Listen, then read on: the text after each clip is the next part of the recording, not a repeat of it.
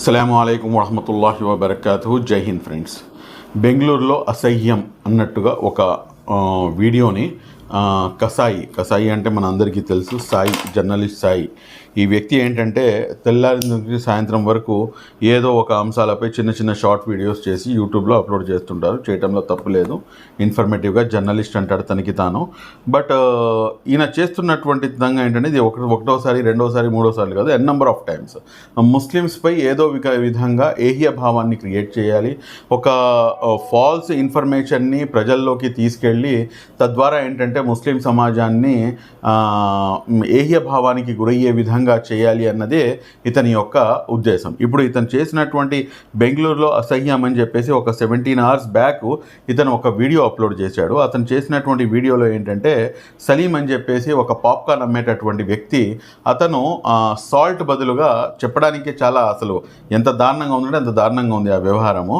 అది అతనేమో యూరిన్ పోసి ఆ యూరిన్లో ఉన్నటువంటి ఏదైతే సాల్ట్ ఉందో అది సరిపోతుంది కాబట్టి యూరిన్ కలిపి మరీ పాప్కార్న్ అమ్ముతున్నాడు అని చెప్పేసి బెంగళూరులో అసహ్యం అని చెప్పేసి వీడియో పెట్టాడు. సరే, ఏంటా ఇతను చెప్తుంది అని చెప్పేసి పూర్తిగా దీనికి ఫ్యాక్ట్ చెక్ చేద్దాం, అసలు నిజమా కాదా, ఇది ఎప్పుడు జరిగింది అని చెప్పేసి చూస్తే కనుక ఈ ఇన్సిడెంట్ వచ్చేసి actual incident happened in the year 2022 2022లో జరిగినటువంటి ఇన్సిడెంట్. అది కూడాను అసలు దీనికి యూరిన్ పోసాడు అన్న దానికి అసలు ఎక్కడ కూడా సాక్ష్యాధారాలు లేవు. లాల్బాగ్ బెంగళూరులో జరిగినటువంటి ఇన్సిడెంట్, అసలు ఈ ఇన్సిడెంట్కి అసలు ఎక్కడ కూడాను అసలు కనీసం ఇది లేదు. ప్లస్ రెండోది, old Bengaluru video use to false claim Muslim man mixed urine in popcorn అని చెప్పేసి fact check, logically fact check. ఈ వీళ్ళు దీన్ని చాలా స్పష్టంగా 2023 July 24, 2023 ఈ వైరల్ వీడియోని ఇది తప్పు అని చెప్పేసి నిర్ధారించడం జరిగింది. అయినా కానీ ఈయన ఏదో నిన్నటి జరిగినట్టుగా దీన్ని ఒక పెద్ద ఇష్యూగా బెంగళూరులో అసహ్యం అన్నట్టుగా ముస్లింలపై ఒక ఏహ్యభావం క్రియేట్ చేసి చిన్న ఉద్యోగులు, చిన్న వ్యాపారస్తులు, వాళ్ళు పాప్కార్న్ అమ్ముకునేటటువంటి వాళ్ళ కడుపుపై కొడుతున్నావు అంటే నువ్వు నిజంగా మనిషివా లేకపోతే పశువా అర్థం కావట్లేదు.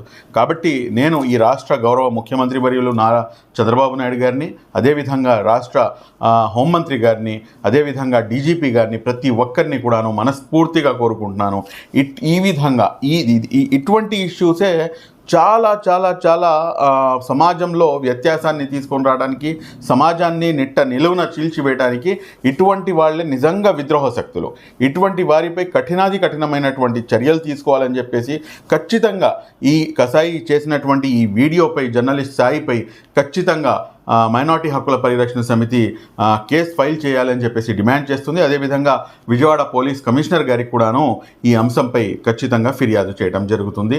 అండ్ మాకు పూర్తి నమ్మకం ఉంది, నారా చంద్రబాబు నాయుడు గారు ఖచ్చితంగా ఇటువంటి వేషాలు వేసే వాళ్ళపై ఖచ్చితంగా కఠినమైన వాళ్ళు, whoever it may be, అతను హిందువా, ముస్లిమా, సిక్కా, ఈసాయా అనేది కాదు, we are Indians and we are bound to be the citizens of India. ఇక్కడ ఉన్నటువంటి ఏదైతే రాజ్యాంగం ఉందో ఆ రాజ్యాంగానికి అనుగుణంగా ప్రతి ఒక్కరూ నడుచుకోవాల్సినటువంటి అవసరం ఉంది. Thank you very much. జై హింద్.